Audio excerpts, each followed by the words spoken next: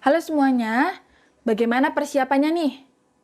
Oke, hari ini kita akan membahas terkait dengan malpraktik ya, bukan bahas penyakit lagi.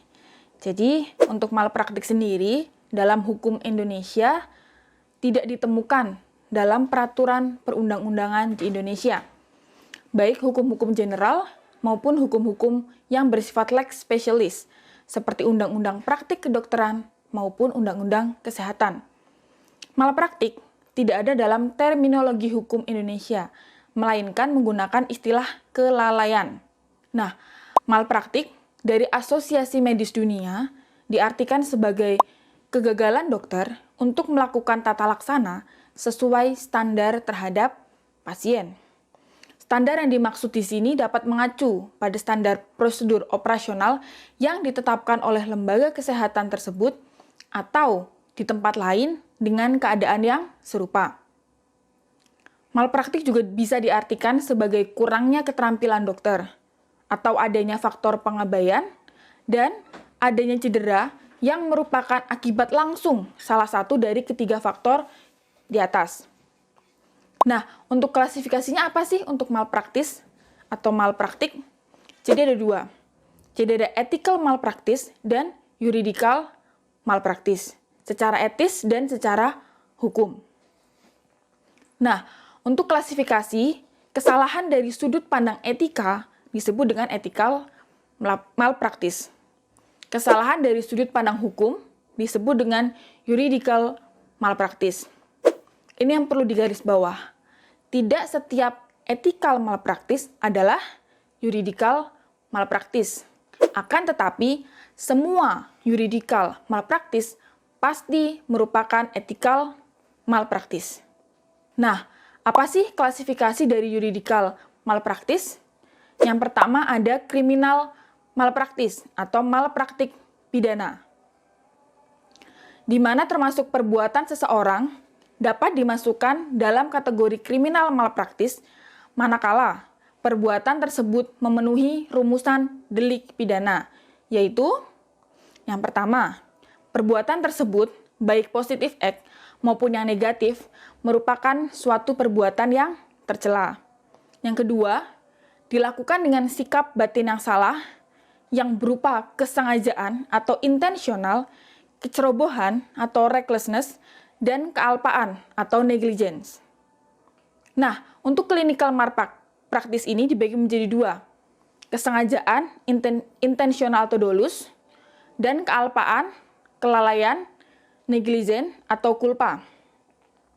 Untuk kesengajaan, bisa berisi pertama, abortus criminalis, yang diatur dalam pasal 338 KUHP, pasal 344, 346, 347, 348, dan 349. Yang kedua, terkait dengan eutanasia, diatur pada pasal 338 KUHP, 334, dan 335. Yang ketiga adalah pembuatan keterangan palsu, diatur dalam pasal 267 sampai 268 KUHP. Kemudian untuk kealpaan atau kelalaian, bisa berisi yang pertama sampai menimbulkan kematian, masuk dalam pasal 359 KUHP.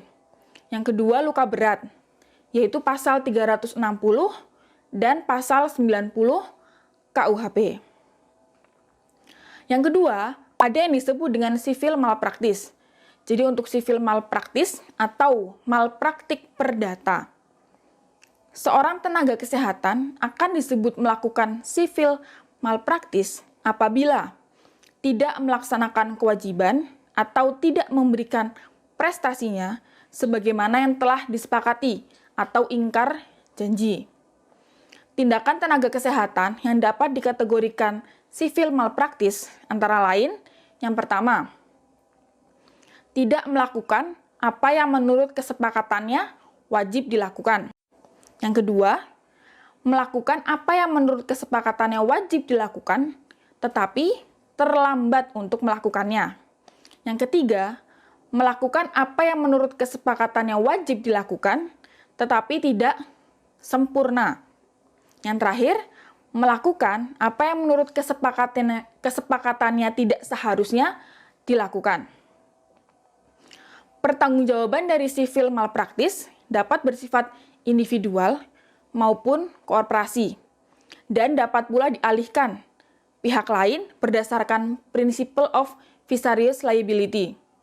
Dengan prinsip ini, maka rumah sakit atau sarana kesehatan dapat bertanggung gugat atas kesalahan yang dilakukan karyawannya atau tenaga kesehatan, selama tenaga kesehatan tersebut dalam rangka melaksanakan tugas kewajibannya.